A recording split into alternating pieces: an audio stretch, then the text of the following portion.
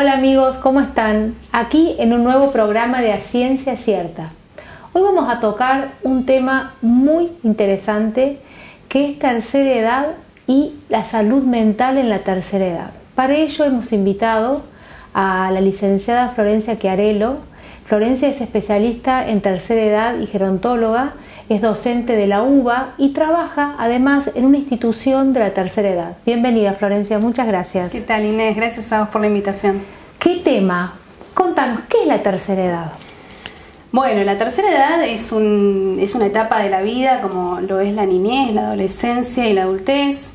Es una etapa que muchas veces queda ahí a un costado, ¿no? Hablo desde nuestro rol quizá como profesionales y me parece que merece mucho estudio y de mucha consideración, ¿no? Más que nada porque cada vez aumenta la edad, las personas viven más tiempo y hay que poner más foco en eso. Nuestros oyentes son personas también de la tercera edad, por lo cual es muy importante para nosotros tomar este rol del adulto mayor y entender que es tan importante esta etapa como las etapas anteriores y que esta etapa requiere de que la persona tenga todas sus capacidades cognitivas, o sea, mentales, de la mejor forma. Exactamente, vos estás diciendo algo que es interesante, ¿no? Nosotros, Argentina es uno de los países, entre otros, con más población envejecida, ¿no? Y me parece que también es interesante lo que decís en el sentido de que es importante trabajar con lo que nosotros llamamos como viejismo, ¿no?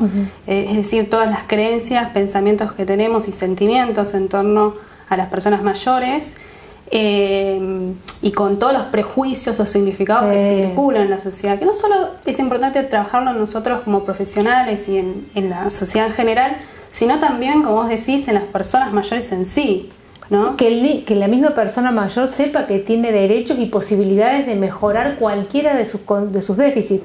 Nosotros como médicos clínicos, a veces las personas parecen desconectadas y en realidad tienen hipoacusia.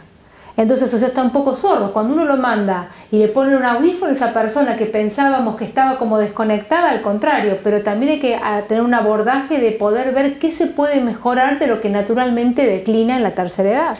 Vos sabés que justo el domingo tuve un almuerzo cuidado, obviamente, con todos los protocolos y demás, y una amiga me decía, yo no sé lo que le pasa a mi abuelo, realmente no sé, antes participaba en las conversaciones y demás, entonces en un momento cuando tengo la oportunidad yo lo conozco, obviamente el abuelo, de conocerlo y de estar un poco con él, claro, lo que tenía es justo lo que vos estás diciendo, una hipoacusia interesante, y no era que él no comprendía o no entendía las conversaciones, sino que no escuchaba.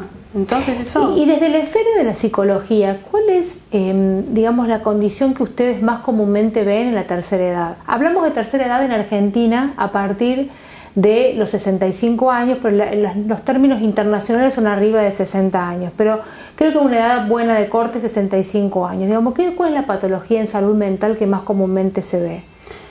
No me atrevería quizá a decir patologías en especial, quizá una de las que podemos considerar desde la salud mental es la depresión, ¿no? La ansiedad.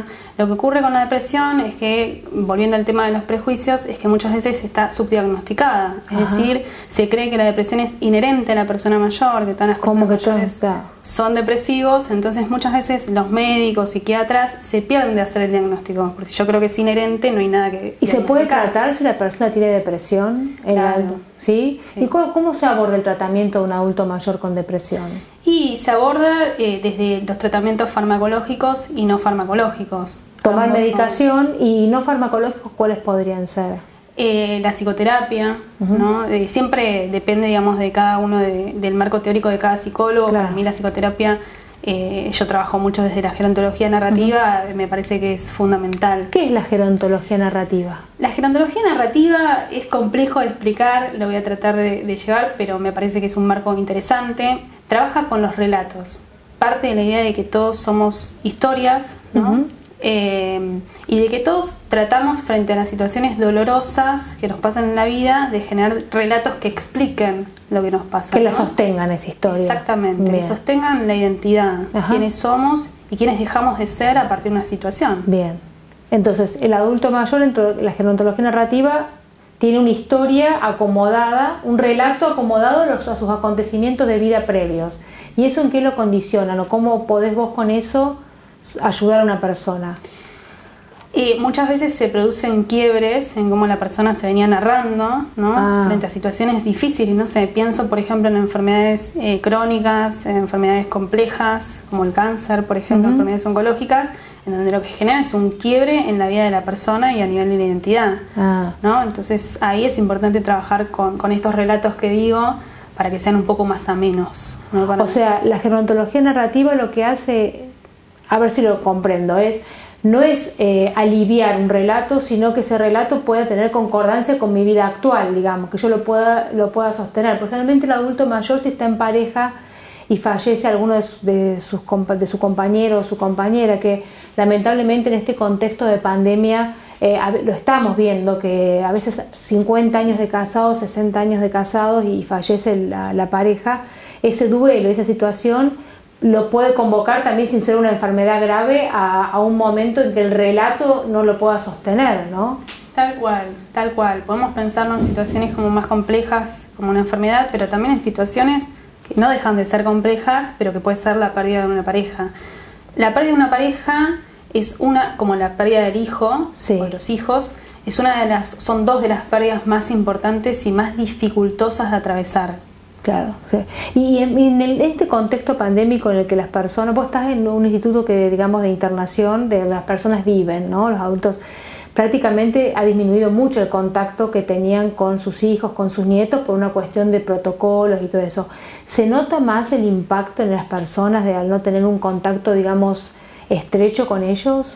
Mira, nosotros desde WeCare, yo trabajo en la residencia de larga estadía WeCare. WeCare cuenta con algo que es fundamental, que tiene que ver con las instalaciones, ¿no? Jauregui siempre dice que para él fue muy importante pensar en esto. ¿Por qué? Porque es una forma de contacto con los familiares, incluso en tiempos de pandemia, obviamente con todos los protocolos, ¿no? Jauregui, lo aclaro, es el doctor Jauregui, es un médico gerontólogo muy reconocido que lo hemos tenido de invitado también. ¿Y él qué diseñó? ¿Instalaciones especiales? Pensó mucho las instalaciones en pos justamente de que haya continuidad en las redes, ¿no? En que las personas mayores que residen en WeCare tengan la posibilidad de contactarse con sus significativos, ¿no? Contactarse quiere decir que lo puedan visitar, o sea, que no perdieron y las personas, por ejemplo, que viven en sus casas, que han tenido disminuida las visitas o todo el tipo de contacto, ¿se nota diferencia en la calidad mental?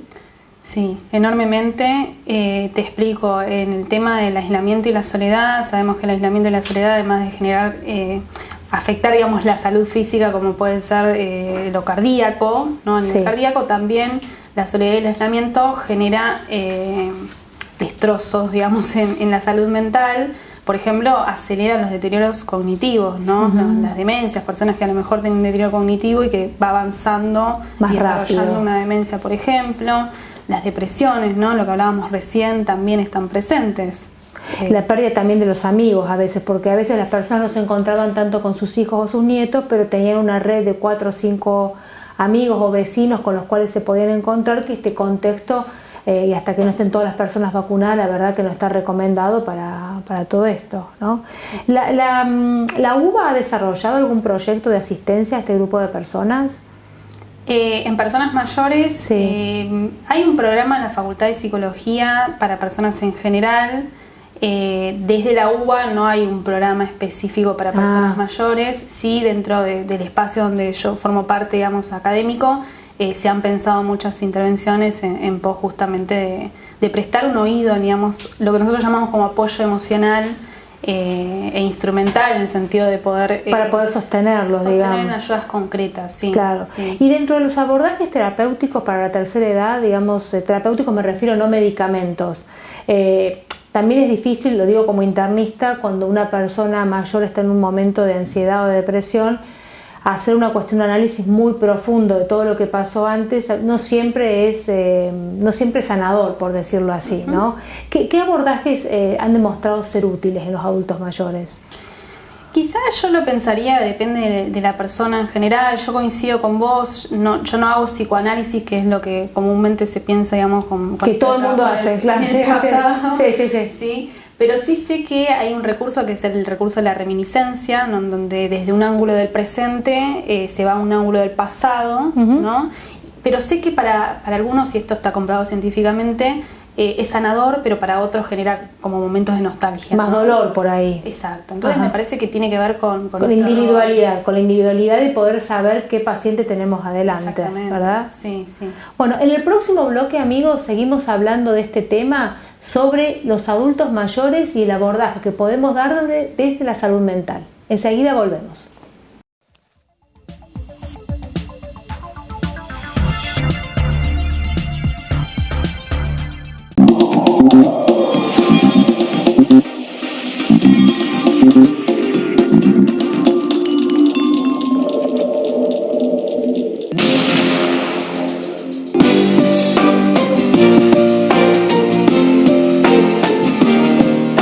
Espasa, concesionario oficial Volkswagen, número 1 en ventas en Argentina por 16 años consecutivos. www.espasa.com.ar.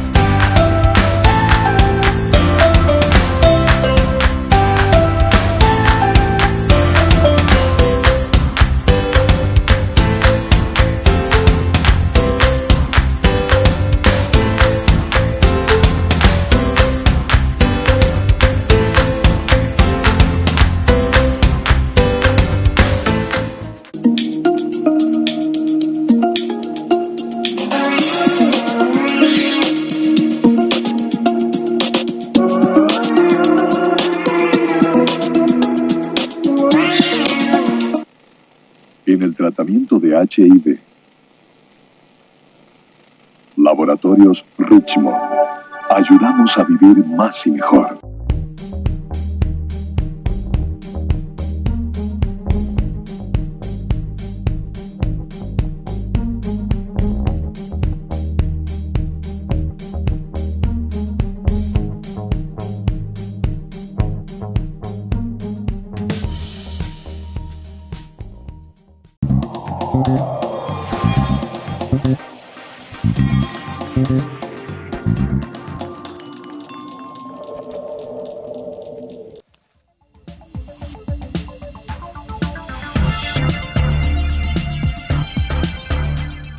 Amigos, en este segundo bloque continuamos con la licenciada Florencia Chiarello, psicóloga, especialista en tercera edad y gerontología.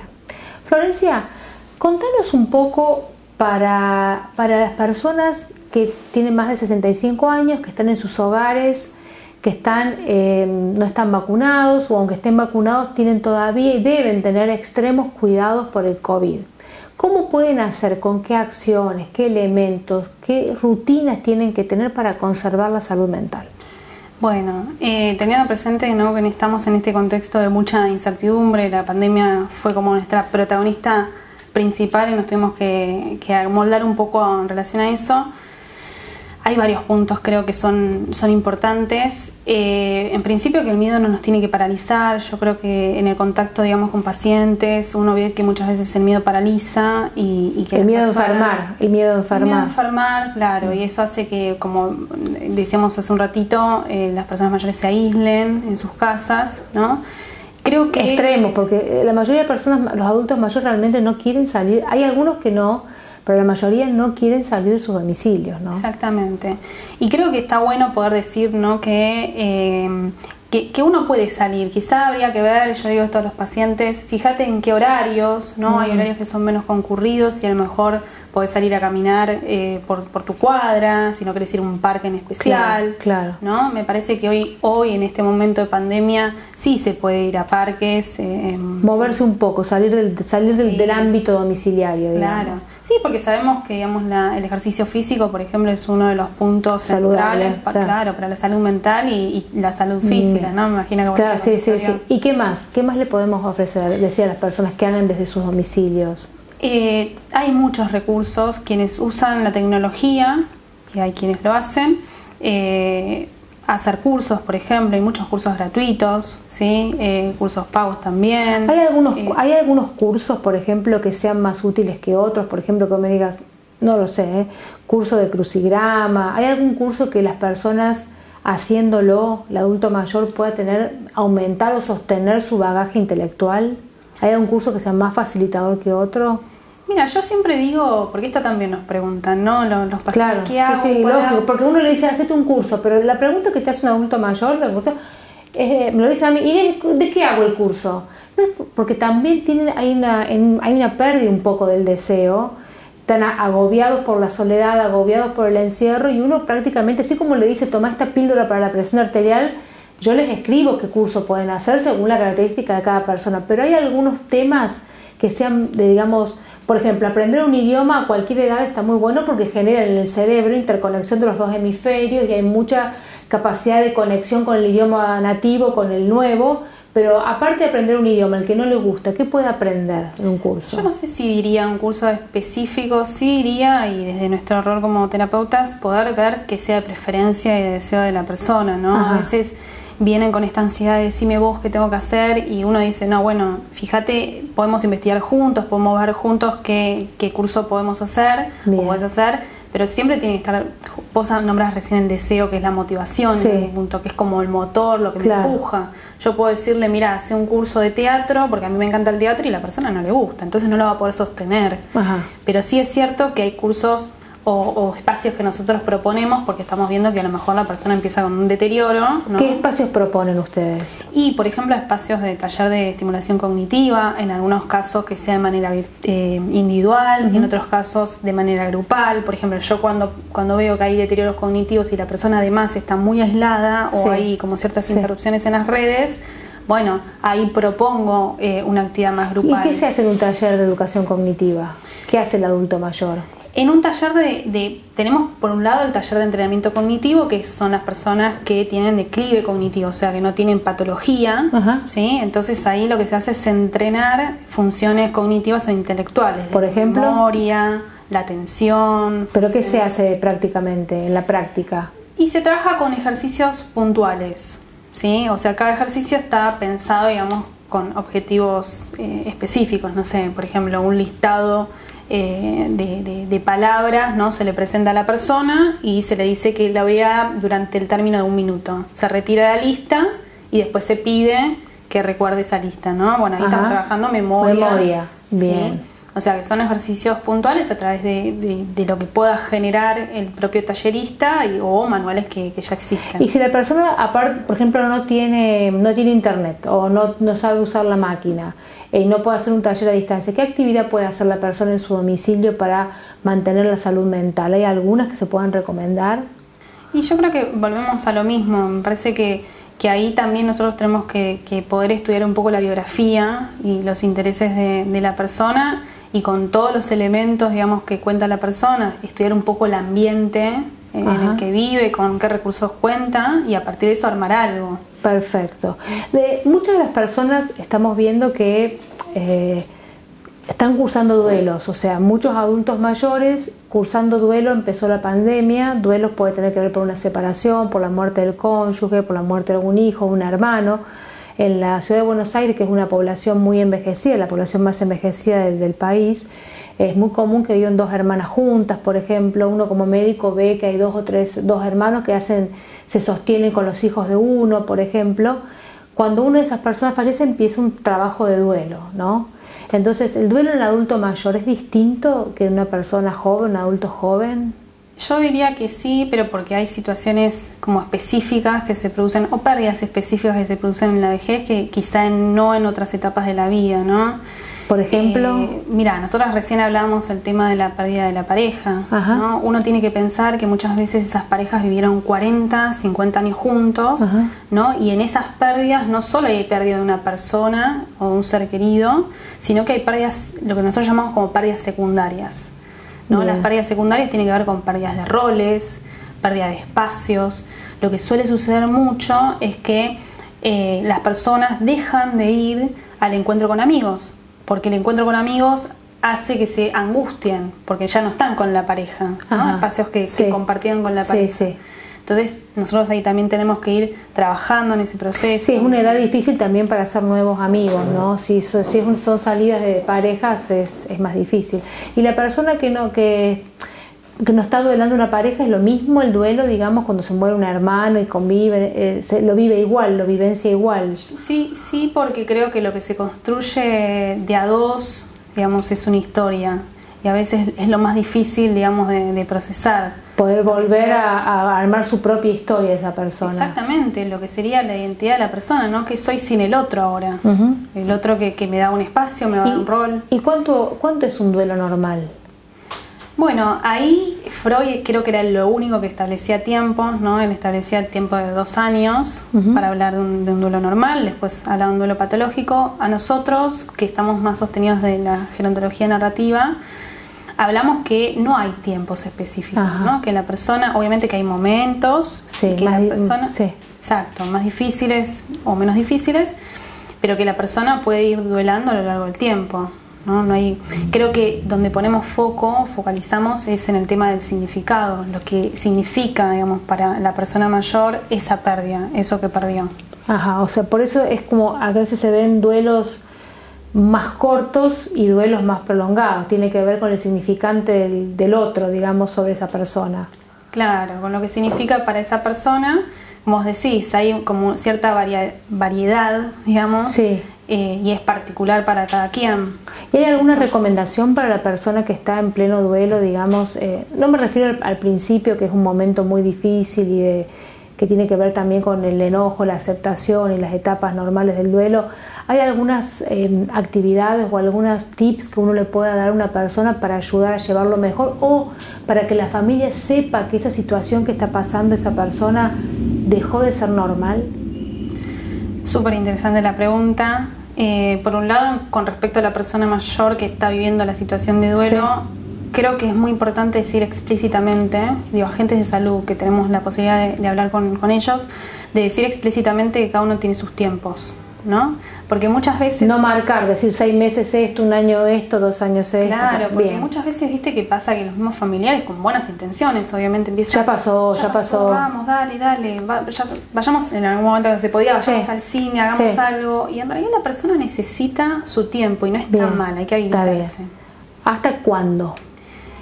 ¿Cuáles son las alertas que uno tiene un adulto mayor para decir esto ya dejó de ser normal?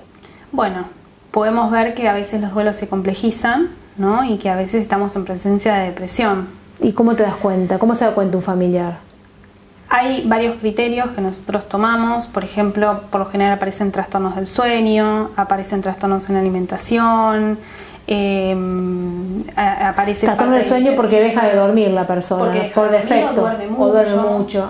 Trastornos de la alimentación porque come mucho o no come. Bien. Irritabilidad, la irritabilidad también es uno de los signos de depresión. Obviamente que se tienen que presentar varios de estos signos. No, pero me refiero a cuando pasa un tiempo, 2 años, que pasa un tiempo razonable y ¿qué alertas tiene la familia para decir, bueno, ya esto no es normal? Porque también es importante eso. Nosotros también como médicos a veces los vemos que decís, mira, está todo bien, pero todavía vos tenés que poder cambiar las sábanas, por ejemplo, o cambiar algo de tu casa después de 2 años. Nadie habla de cambiar de vida, pero sí le decimos pequeños tips a las personas. Tenés que poder aceptar ir a una reunión que si no está ella o no está él, tenés que aceptar unas pequeñas vacaciones, de pequeñas cosas les decimos, 1 día, 2 días, son tips que le damos los clínicos, ¿no? Tenés que poder ir al bar de la esquina a tomar un café sola o solo, porque antes lo hacían siempre en pareja. Esas son cosas que nosotros tratamos de que la persona pueda volver a vincularse con el entorno, ¿no? Exactamente. Y digo, ¿cómo nos damos cuenta? Bueno, cuando hay reducción de la red.